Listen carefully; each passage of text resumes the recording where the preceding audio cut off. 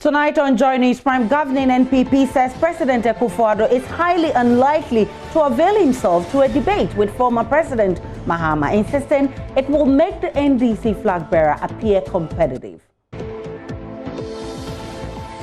Also, the party is endorsing him as a competitive competitor. At the moment, he's not competitive. He doesn't have anything to offer us. He doesn't even have a manifesto.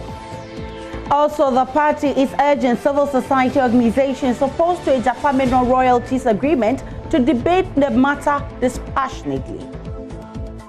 Impugn motives that appear to negate the transparency with which this whole process has been clothed from the beginning. It is not hurriedly put together. Also, staff of Council for Scientific and Industrial Research clashed with private developer seeking to take over some bungalows of the council. We don't know him, but we know they have the full backings of the government. They are like quasi-government people. These are huge allegations. I know what I'm talking about because our whole premises they are taking over. 4 persons have since been arrested. Also, aggrieved customers of collapsed fund management companies threaten massive demonstration if government fails to include them in bailout package.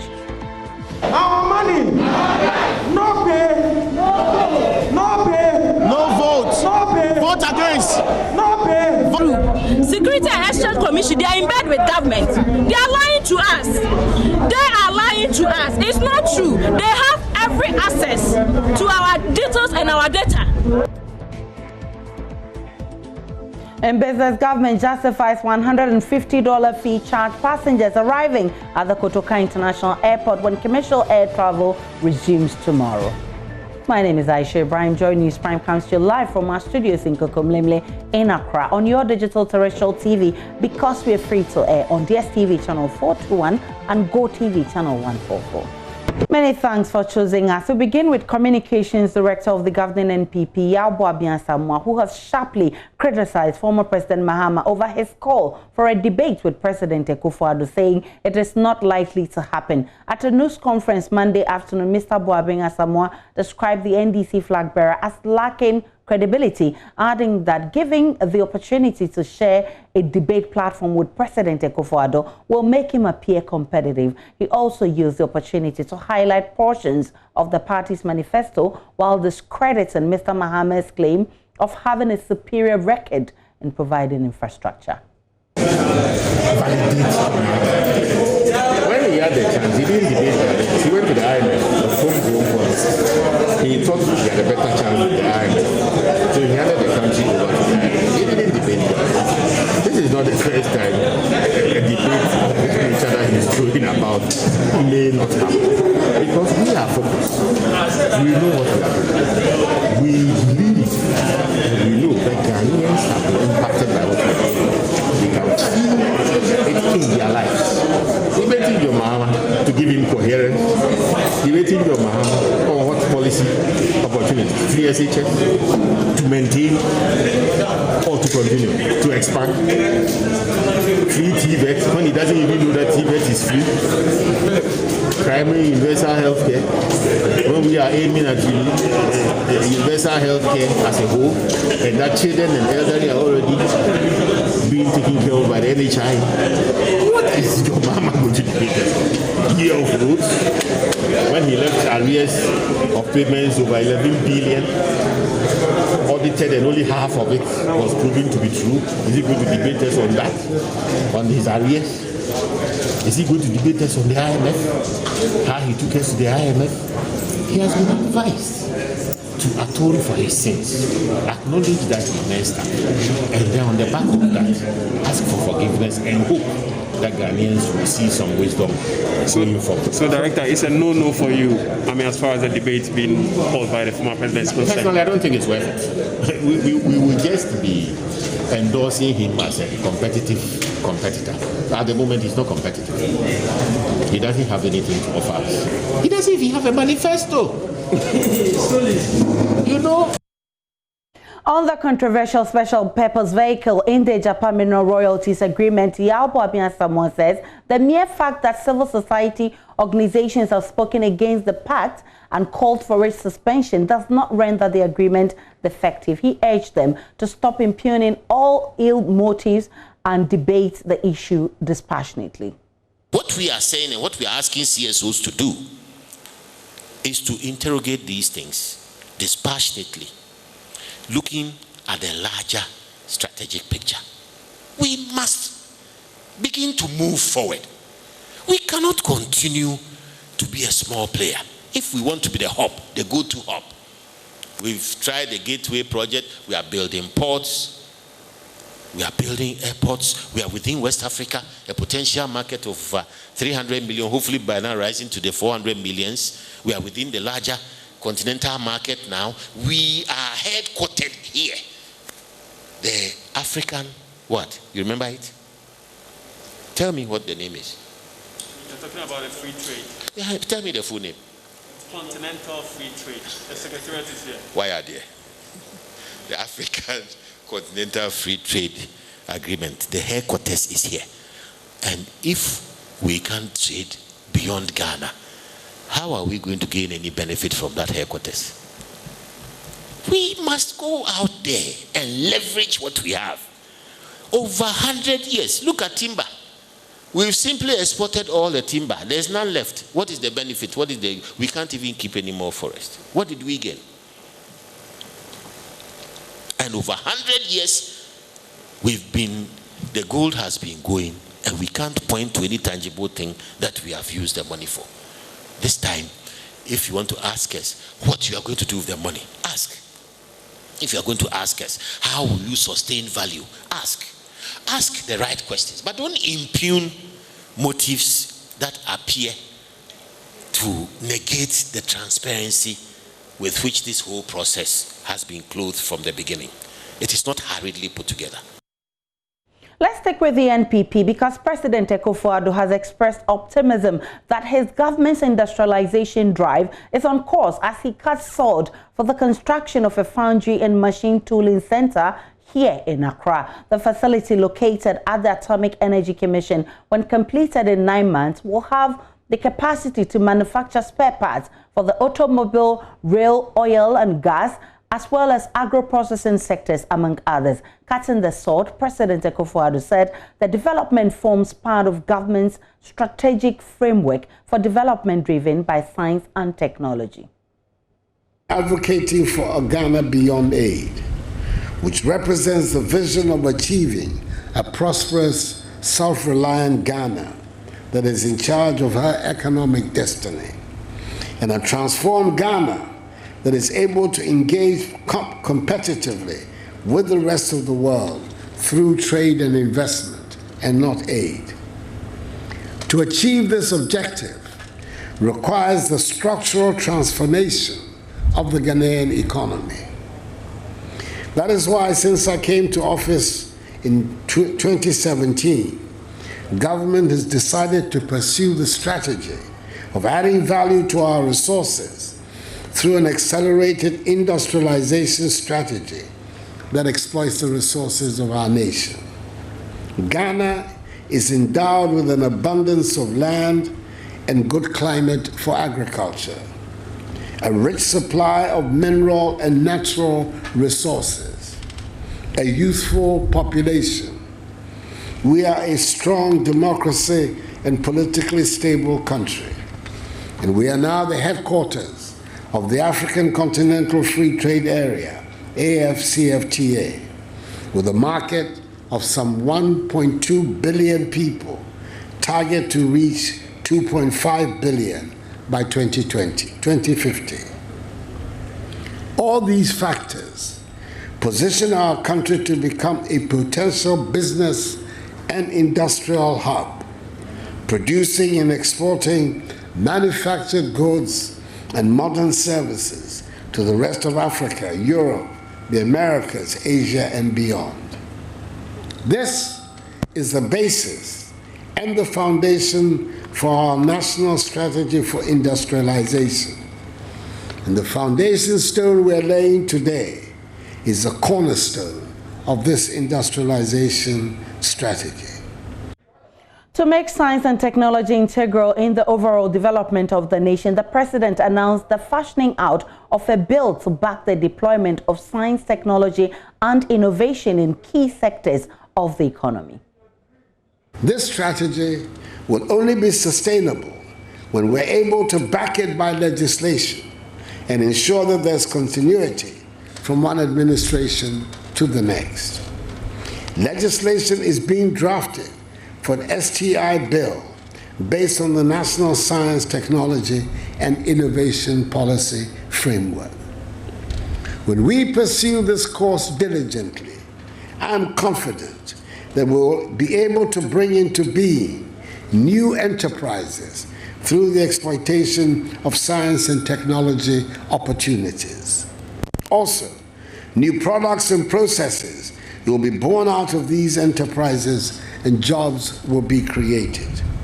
That is when we will appreciate the contribution of science and technology to our nation's GDP. Nime, ladies and gentlemen, government is ready to partner with all stakeholders, especially the private sector, to drive investment, attract technology, and ensure effective management of this foundry and machine tooling center enterprise and others that will be set up under our industrialization strategy. Minister for Environment, Science and Technology, Professor Kwabena Frimpong Boateng, says Ghana is on the path to economic independence if details of the STI bill is strictly followed. It will certainly not disappoint you and the nation.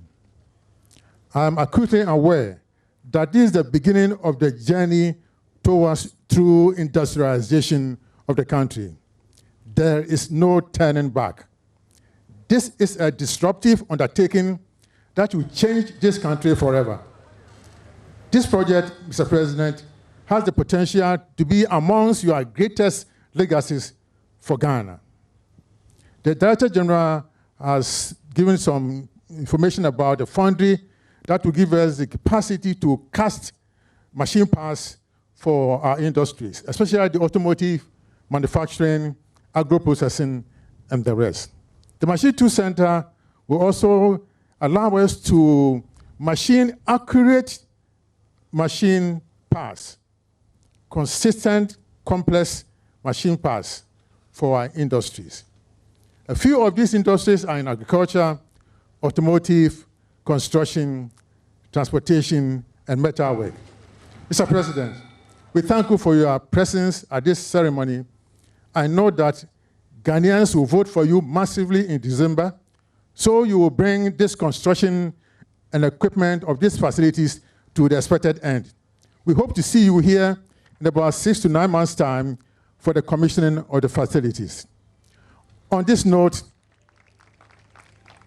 ladies and gentlemen, I have the singular honor and privilege to invite His Excellency Nana Addo Dankwa Akufo-Addo, President of the Republic, to address us. Thank you.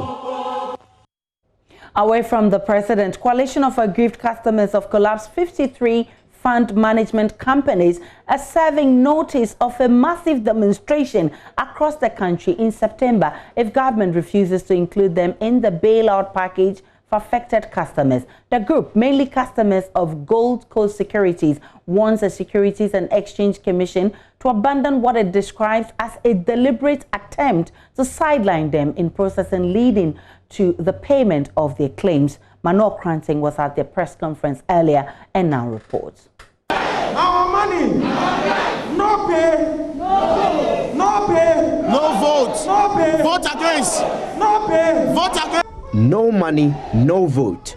That's the refrain being chanted by the members of the Coalition of Aggrieved Customers of 53 collapsed fund managers. For them, it's either government causes the Securities and Exchange Commission to include their names in the list of beneficiaries of the bailout packages. The SEC had earlier announced that out of the over 82,000 claims received from the customers of defunct Gold Coast Securities fund managers, data on just 3% had been submitted for validation. But the group disagrees. It's not not true. Security and Exchange Commission, they are in bed with government. They are lying to us. They are lying to us. It's not true. They have every access to our details and our data. Blackshot has provided them everything. So why are they lying to us? Why are they lying to us? For some of the customers, all they have is a hope that government will intervene in the matter. To kill myself, why? I have so many orphans caring for. Having so many orphans caring for. Nobody's there to help. It's only God I'm looking.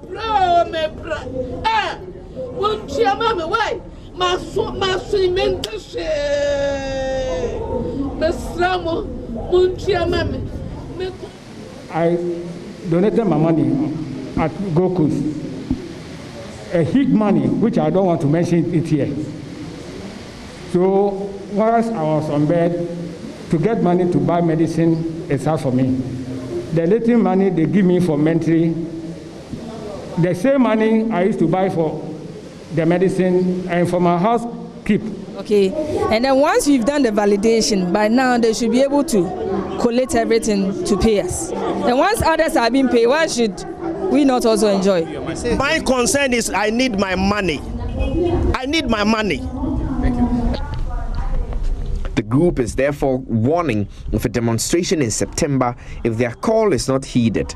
Charles Nyame is a convener. What we know is that Securities and Exchange Commission have all the data of Gold Coast Fund Management. They've just seen that we constitute the greater percentage of the affected customers under the financial cleanup exercise in the fund management sector. So they are trying to sideline us, give some excuses to convince the public, then they go through the elections smoothly. Even now, as we are speaking, court is in recess. It will resume in November 8th. So as customers, as vulnerable customers, we have to resort to our civil rights. And that's what we are going to do. And it's going to be a nationwide demonstration. 4 persons have been arrested by the cantonment police for attempting to demolish 3 bungalows belonging to the Council for Scientific and Industrial Research. Hundreds of agitated workers of the state institution on Monday stormed the bungalows at Labone here in Accra to stop excavators deployed to the site from pulling down the structures. Joining us, Henry Kwesibedu was at the scene and has more in the following report.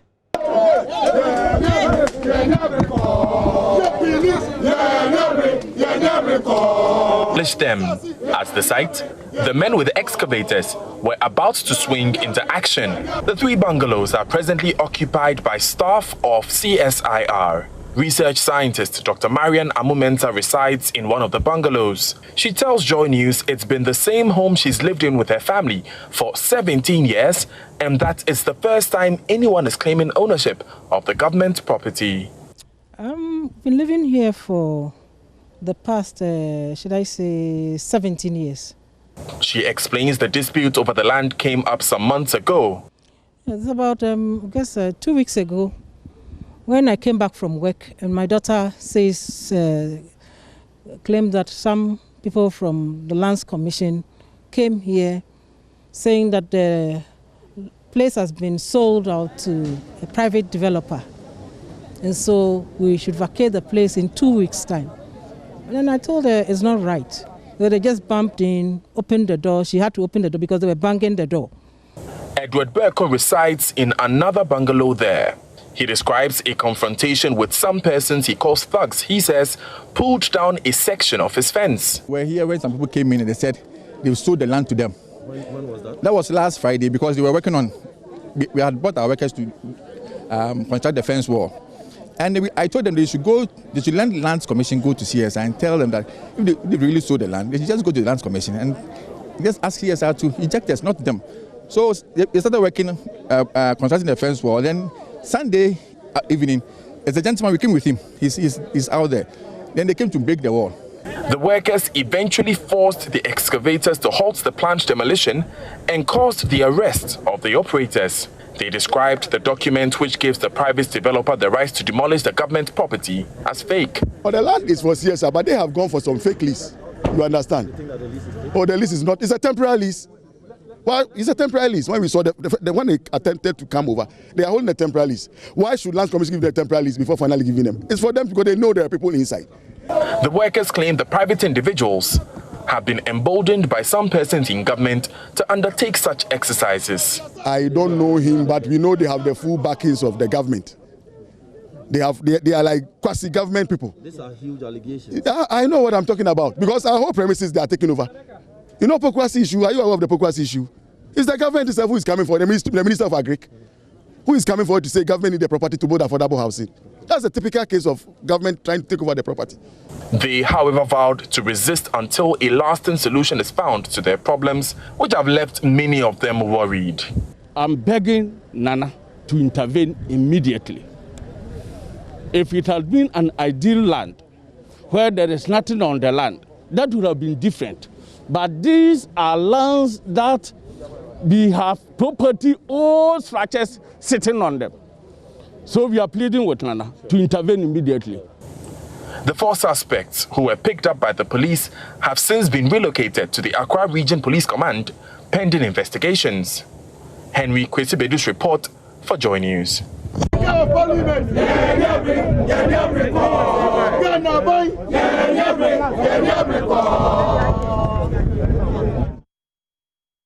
In a related development, the 5 persons arrested for brutally assaulting 4 women at Sumpini in the Savannah region have been provisionally charged for causing harm. The women, according to the police, had been accused of witchcraft. The incident is said to have happened at Sumpini, a community in the West Gonja district, shortly after the Bugum Fire Festival over the weekend. Savannah region correspondent Isaac Nonye has the rest of the story. You may find portions of the story, however disturbing, viewer discretion is advised. The victims sustained serious injuries on their heads, arms, legs, and faces. 3 of them are receiving treatment at the West Gonja District Hospital in Damongo, and the other is at the Tamale Teaching Hospital. Maria Ibrahim is one of the victims at the West Gonja District Hospital. Of the 4, she has the worst injuries. She lost some of her fingers. She narrated her ordeal to health workers.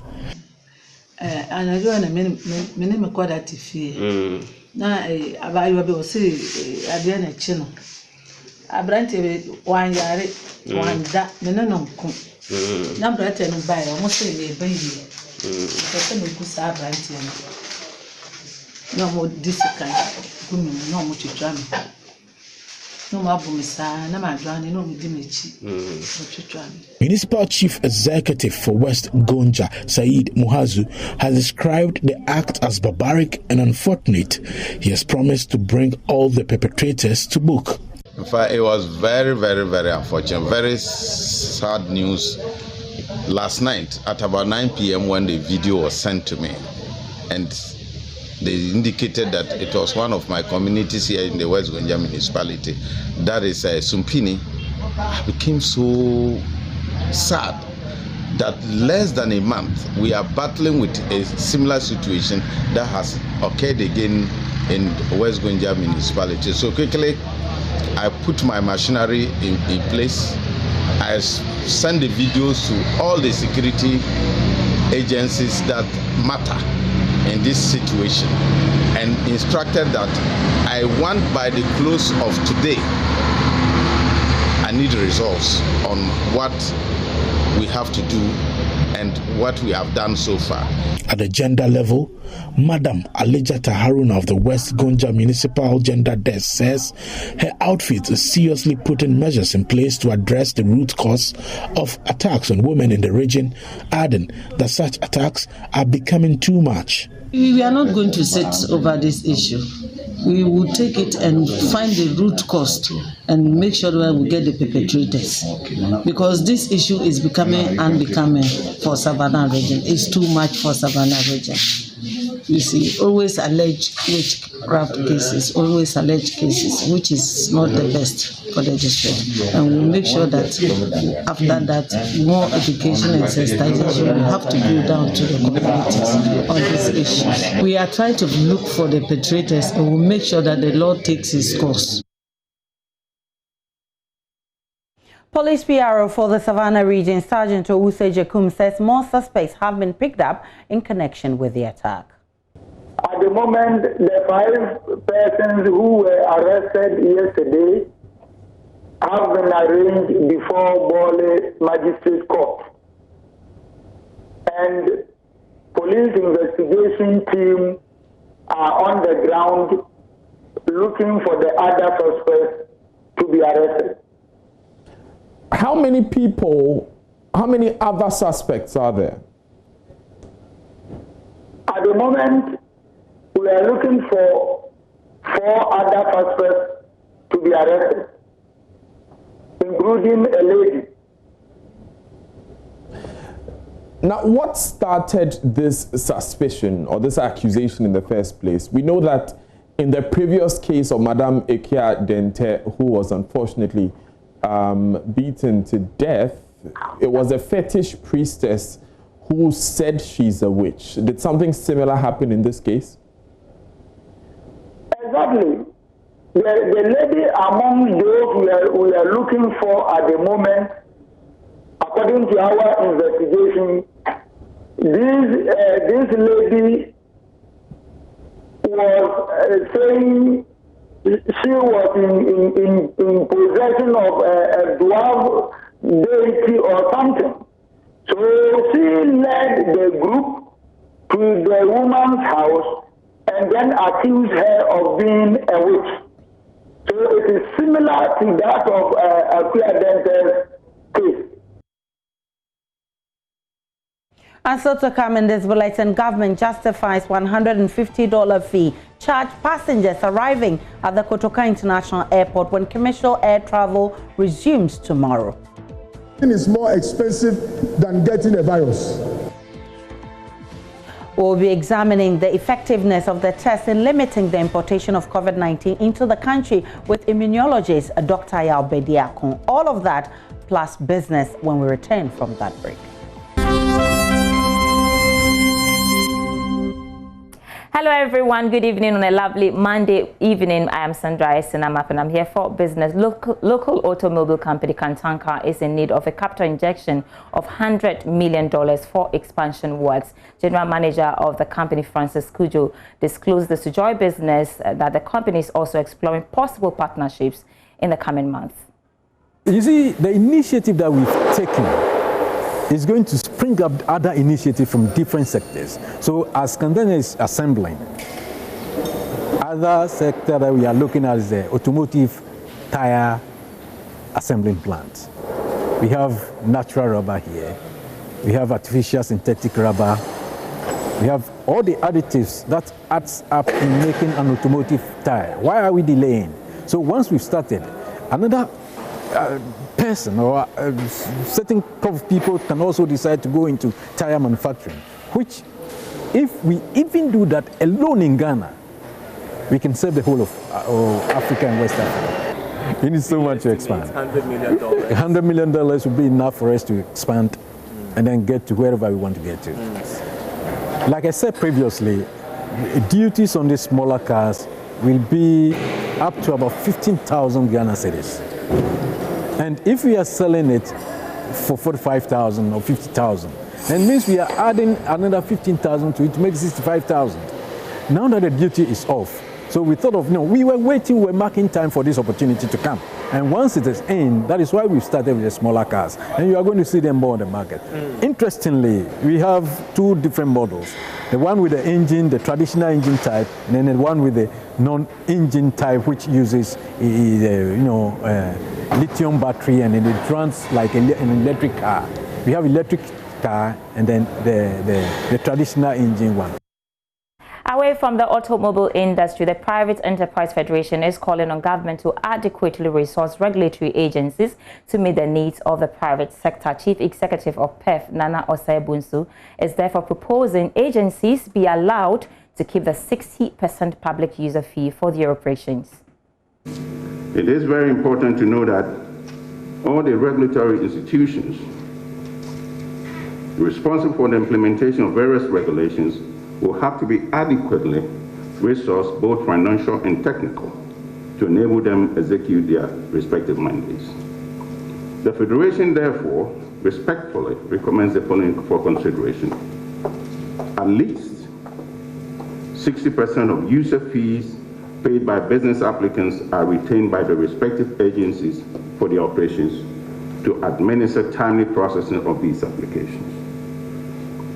Mandatory adoption by the respective agencies of e-application feedback systems linked to a bank payment system to reduce or curtail human interface in the application processes to avoid the temptation of undue influence. Honorable Minister, I think you're familiar with the fact that compliance to every regulation and statute costs money.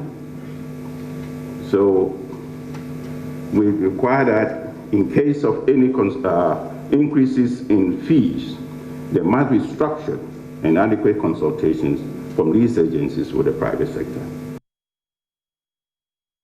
In more news tonight, Ghana risks losing its position as the second largest cocoa producer in the world. Details plus many more coming up in our local business summaries.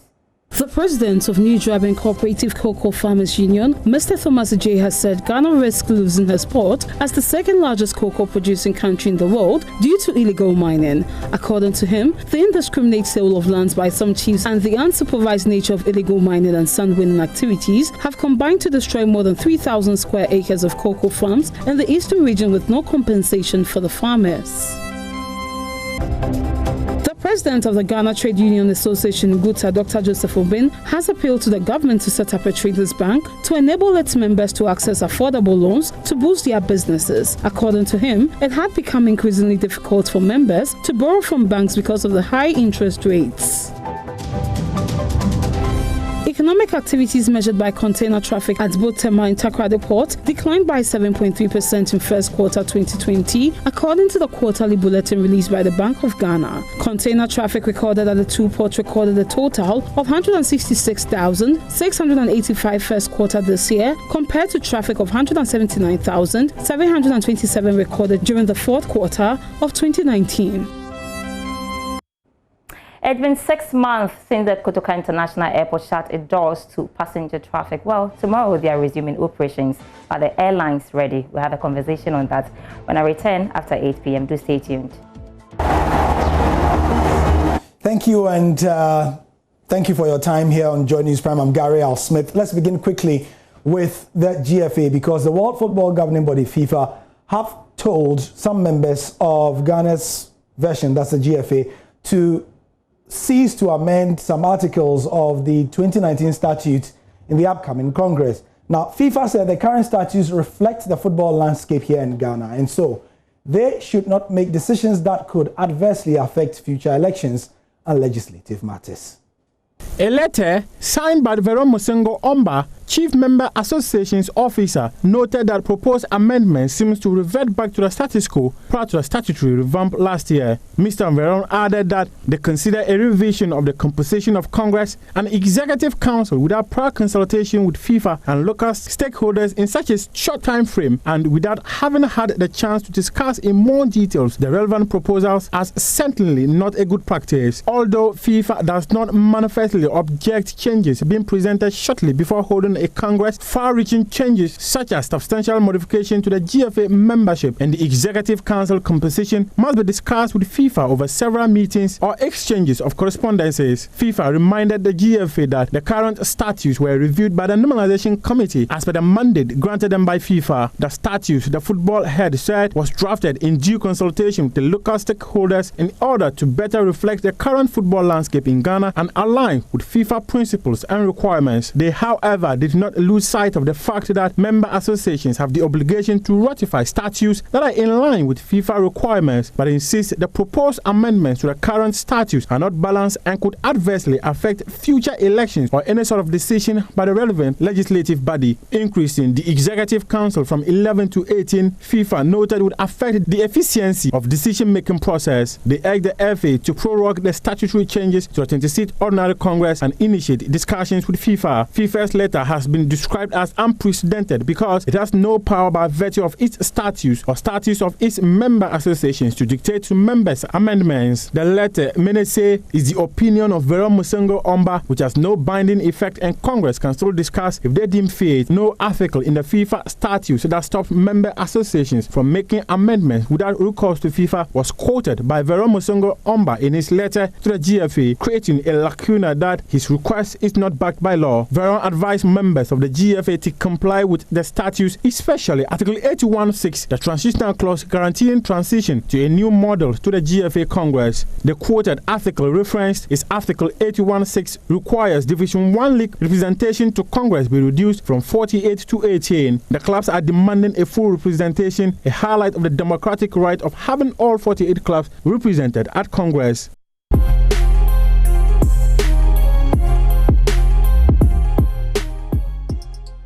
And it's time for Showbiz. Becky is here with the very latest. Hi, Becky. Hello to you, Aisha. How you doing? Lady in Black. Yes, it's been a VGMA weekend. Yes, of course. It's been from very Friday interesting. through Saturday, Sunday, something else happened. I've never seen anyone win the VGMA Artist of the Year and had to hold a party. Okay, so Kwame Eugene did. I was there last night. I got home 4 a.m. this morning. No, but of course, I mean, everybody have their own way of enjoying or getting excited. Yeah, he was joined by colleagues in the industry, Keche, Sister Fia, obviously Adina, Kitty, to have this fun. So let's listen to what actually happened. Like, I'm so proud of him. Like, he's done amazing. People sometimes undermine the work that he's put in. People overlook it sometimes because maybe they feel so you're a small boy, but he works really hard, and I just want to say a big congratulations to him again. We're all proud of him.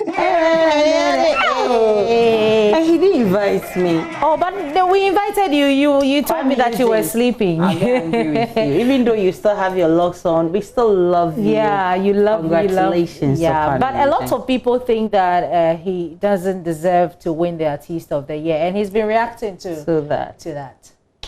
3 to 4 years now. We're getting close to 4 years now, so this is not my first time seeing a plaque. Yeah. But let's just say this is overall Artist of the Year. So the only thing that has actually changed is the kind of award. Yeah. Besides that, it is still a plaque for me. Yeah. But how does that make you feel? It makes me feel excited, very, very excited and enthused that I can do better, and I can change that mindset of he's a young boy. I mean, let just wait for these boys to grow. Yeah, I think if we put in hard work, we can change that mindset, because at the end of the day, it is hard work we're looking at. Yeah. What would you say to people, especially on social media, comments coming in that, he doesn't deserve it, this person should have, the Artist of the Year should have gone to this person and not this person, you don't deserve it and all that. What would you have to say to that? The thing is, we've been in this country and we see how people react towards success. Whether it's you or it's not you, you would have somebody who will come and complain. I'm not the first person to meet this. Okay. It happened to our predecessors, those who won Artists of the Year. You have a lot of people on Twitter saying, no, you don't deserve it. It should have been for someone else. Yeah, so this is the country we live in. No matter what, people will be there to say you don't deserve it. Yeah. But thank God we have people also saying you deserve it 100%. This is your time. Yeah. Yes, so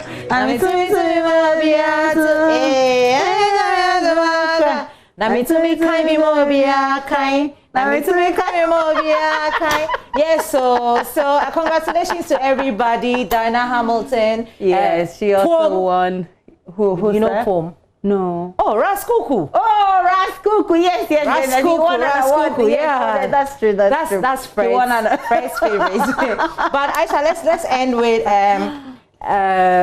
Celestine Donko. She says that she also won an award. And she was surprised that she won the female vocalist of the year because of the category that the people that were in the category. The kind of people, the caliber of people. Ifia and the rest. Let's listen to and being recognized, I mean, it really adds some vibe to the whole thing. So it's really an honor, honestly. It's not something like I'll die for, but it's really adds glory, and I really appreciate it. So this is Gospel Song of the Year. Gospel Song of Then this is so important to me. Trust me. I know there are other categories, you know, but that is what I represent. I represent gospel song, you know. Yesterday you picked female vocalist of the year. And this is a joy. It's a great joy. And it is to us, me and my boy. I never leave him out. You failed me this way. You turn. Praise the Lord. Thank you so much for bringing us showbiz. And those of you watching on Joy Prime, that'll be it. News continues on Joy News.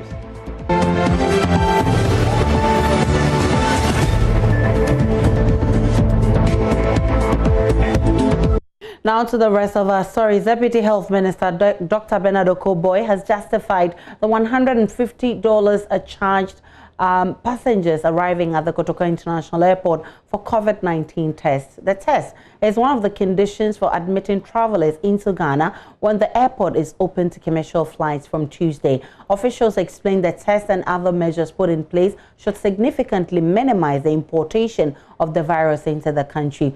The cost of the test has been described as exorbitant, with some accusing government of attempting to cash in on the pandemic. Addressing journalists at the airport Monday, Dr. Okoboy, however, explained the fee is considerate, even though he conceded a percentage of the charge could go to support the Ghana Airport Company and allied agencies at the airport. Remember when Ghana first quarantined travelers in this country and we picked over 100 and so cases, we actually tested them twice, and each PCR test we did cost an average $70 to $100. So Ghana spent close to $200 on one person to make sure that the virus is not brought to Ghanaians.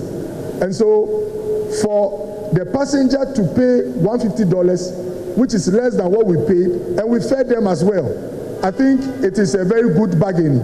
If you want to come to Ghana, we as a government are interested in you coming, but we don't want you to come here with a virus. And by the way, nothing is more expensive than getting a virus. And it's going to be borne by the passenger. I think this is important. The cost is going to be borne by the passenger and not the state, not the taxpayer. And I believe after all the considerations, we were good to go. We even are looking at, out of the 150, some percentage coming to Ghana Airport Company Limited, the civil aviation, the port health, because this involves a lot of logistics, accumulation and all that. Speaking at the same event, Minister for Information Kojo Nkrumah hinted that land and sea borders could only reopen after it met satisfactory risk assessment modules. What the president does is to receive advice and examine the advice on our ability to mitigate the risk for everything we do. Government continues to examine, for example, the testing regime in our neighboring countries and the levels of confidence we can have in those as part of measures to examine how the land borders and the sea borders can also be open. So at this stage, because we have confidence in how the international airport, its systems and the risk levels can be managed, that is why this has happened. When we get to a point where we are confident that for the land borders same can happen, a decision will be made there. You are aware, for example, in the case of students going to school, because we are not convinced that pre-tertiary, the kind of mechanisms that are being put in place will be able to protect our children. The president has elected to terminate the academic year and ask that next year the curriculum be adjusted to reflect that. So every decision he makes is based on a risk assessment of how well the risk can be contained. And if he's not convinced, he won't move there yet. Now, several questions are being asked about the test government says will be conducted on passengers arriving in Ghana when the airport is open from Tuesday. One of them is the effectiveness of the test in identifying persons with COVID-19. Joining us via Zoom is Dr. Agyapa Bediako, an immunologist with the West African Center for Cell Biology of Infectious Pathogens. Thank you so much, Dr. Bediako, for joining us. Now, how effective is the antigen test in identifying persons arriving in the country with COVID-19? All right, thank you, Aisha, for having me on the show. I think when we think about sensitivity, it's a bit of a moving target, because what you have to understand is tests are designed for specific purposes. So antigen tests in general are considered to be somewhat inferior to PCR tests that have been, that are the gold standard that have been used in Ghana to this point. The reason being that PCR tests require much less viral material in order to detect the virus. So by nature, the PCR test has an amplification step. So if there's very little viral material, it's able to amplify it and detect it. Antigen tests give you an advantage in being cheaper than PCR tests and typically require less time. So we are talking about 15 to maybe no more than 30 minutes per test versus a few hours for a PCR test. But what you lose is sensitivity. So typically antigen tests are at least 20% less sensitive, if not more, than a PCR test.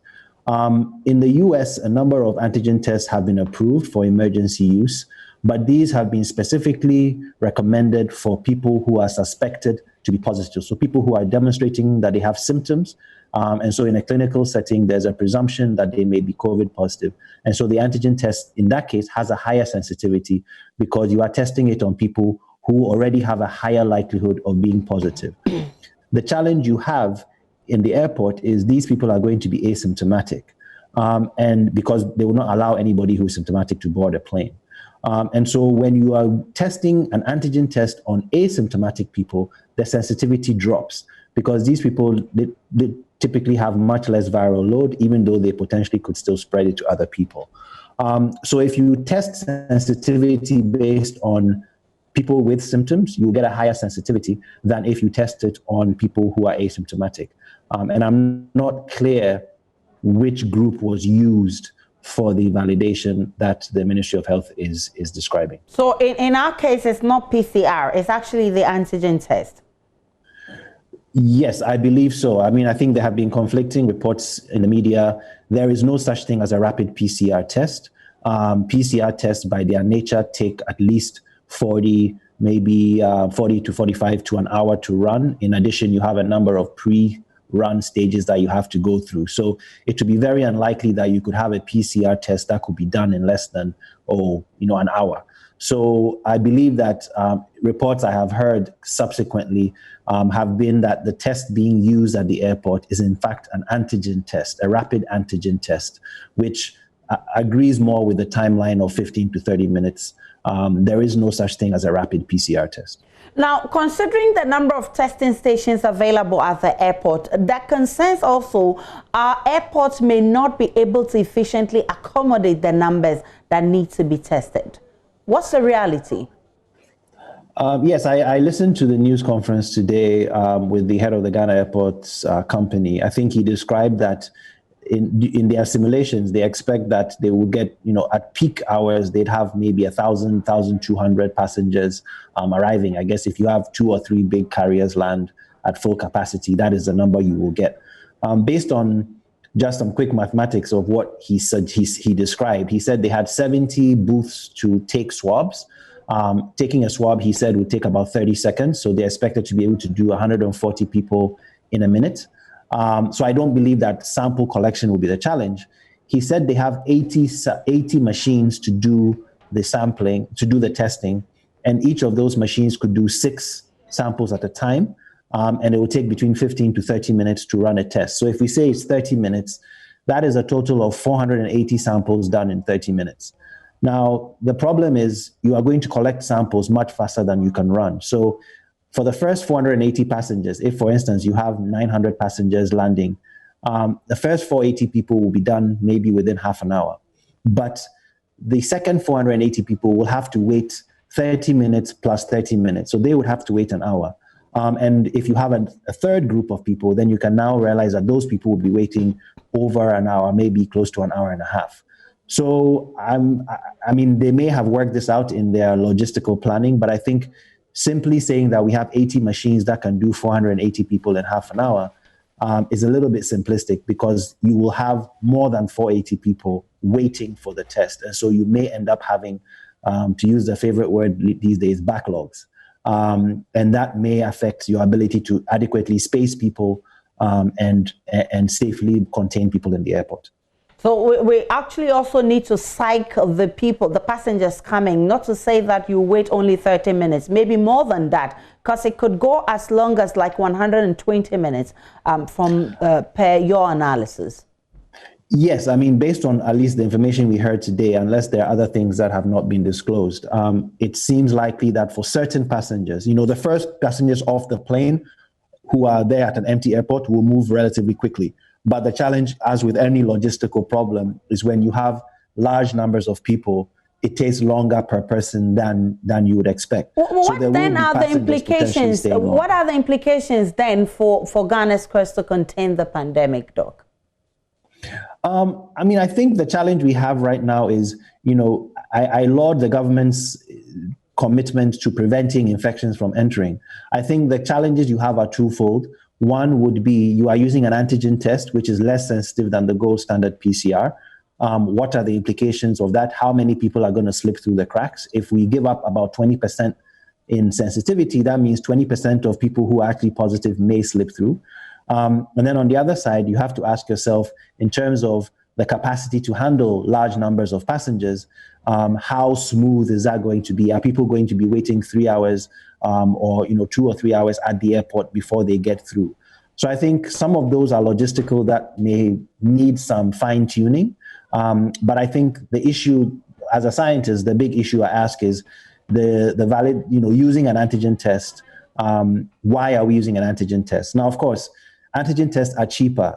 In the US this week, Abbott released an antigen test that costs $5. However, we are being quoted $150 per passenger. In other countries, they are charging, I heard today the deputy minister making reference to other countries that are charging that value, but they are charging that for PCR tests. So in Vienna, you pay €190, it's a PCR test. I think in Rwanda, it's about 100, 120, it's a PCR test. So the question is, we are asking passengers to pay the same amount for a PCR test for a test that is actually much cheaper, and we need to understand why we are doing that.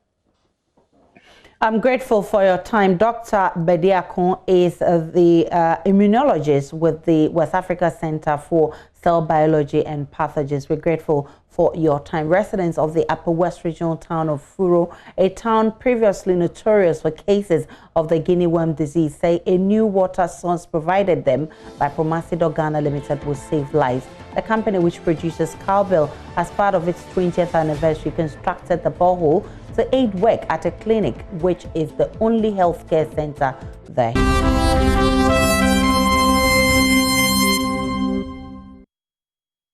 Welcome back to Business. And if you've been itching to travel, finally, we have some good news for you. I'm sure you are aware that the Kotoka International Airport will resume operations after 6-month shutdown, and that is actually tomorrow. But how ready are the airlines? Well, at least this is what we know for now. So we go over and see how the schedules look like for airlines that are starting operations from tomorrow. If you can go and then have a look at those airlines that are ready for takeoff from tomorrow. Do we have them? Yes, so that's it. There we go. The flight schedules. Portugal Air is supposed to resume on the 2nd of September. Ethiopian Airlines, 3rd of September. Turkish Airlines, 4th September. British Airways, 5th. Emirates will begin on the 6th. Air France on the 7th. And then KLM will begin on the 8th of September. So this is what we know so far. Joining us for more on this is Ernestina Abrakwa, Managing Director of Litina Travel and Tours, and to have more discussion. Good evening and grateful for your time, ma'am. Good evening and thank you for having me. All right, Nestina, finally we have some good news, good for business because business will certainly be back up. But how many flights have communicated their schedules to you?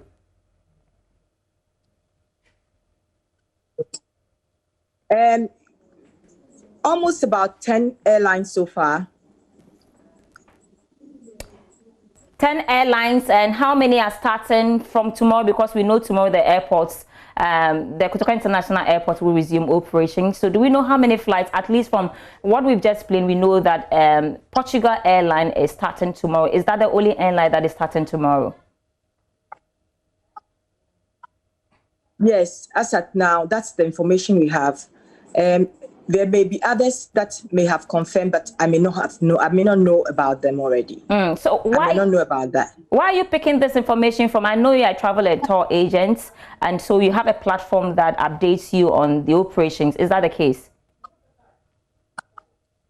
Well, I took it upon myself to inquire from the various airlines. I've been giving them a lot of trouble, asking them when, because I also have a network of customers that I need to inform and keep them updated.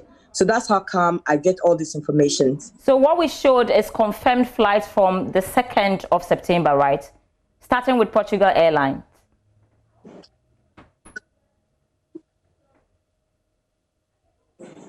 Hello, Nestina, can you hear me? It's not so good. Can you hear me now? I'm asking, so what we just showed, starting with Portugal Airlines, are the confirmed airlines that will start operations from tomorrow.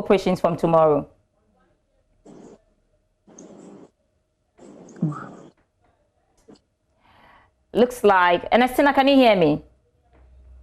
Yes, so like I said, the various airlines, I didn't get that, but the airlines offices, I believe most of them will be open tomorrow for those who want to walk in and check about some have pre-existing flight schedules. Some have tickets already that immediately they would want to go and see the airlines and see how they can put them on. I know, for instance, Ethiopian Airlines have come out with the flights, people who have flights between now and December. If you want to change your flight, if you had bought a ticket already and you want to change your flight, you can contact them and you can get your ticket reissued for free. And I believe other airlines will come up with similar policies. So that is what is going on now.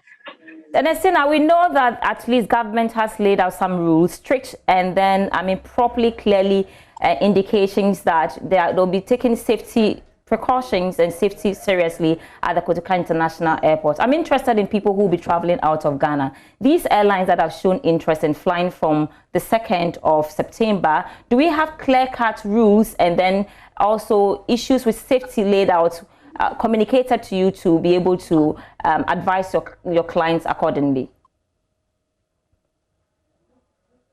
Absolutely. So for passengers arriving, there are protocols, safety protocols that our civil aviation has laid out. That's the Ghana Airport Company.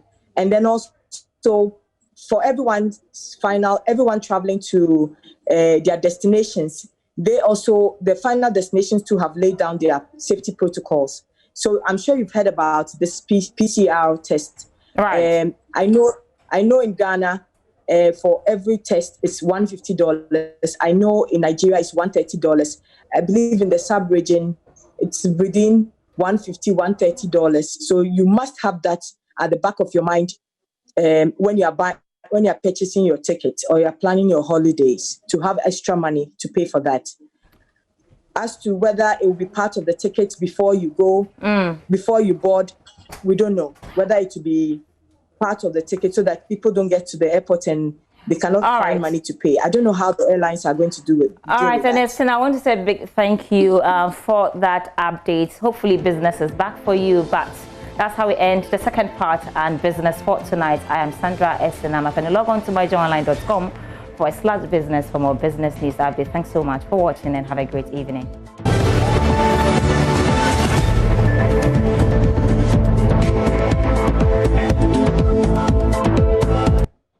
And And that's how we wrap up the bulletin tonight. My name is Aisha Ibrahim. Many thanks for watching. Enjoy the rest of our programs.